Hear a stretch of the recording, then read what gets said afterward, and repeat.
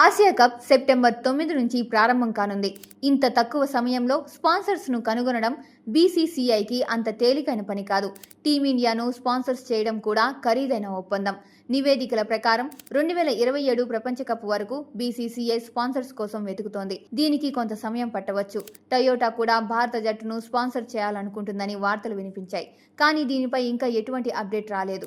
Asia కప్లో భారత జట్టు షెడ్యూల్ గురించి మాట్లాడితే సెప్టెంబర్ 10న యూఏఈతో తొలి మ్యాచ్ ఆడాల్సి ఉంది. దీని తర్వాత సెప్టెంబర్ 14న పాకిస్తాన్తో మ్యాచ్ ఉంటుంది. సెప్టెంబర్ 19న ఓమన్తో మూడో మ్యాచ్ జరగనుంది. సెప్టెంబర్ 5 నుంచి భారత జట్టు దుబాయ్లో శిక్షణ పొందుతుంది. సెప్టెంబర్ 4న భారత ఆటగాళ్లు దుబాయ్కు బయలుదేరుతారు. ఆసక్తికరమైన విషయం ఏమిటంటే ఈసారి ఆటగాళ్లందరూ ముంబై నుంచి కలిసి బయలుదేరారు.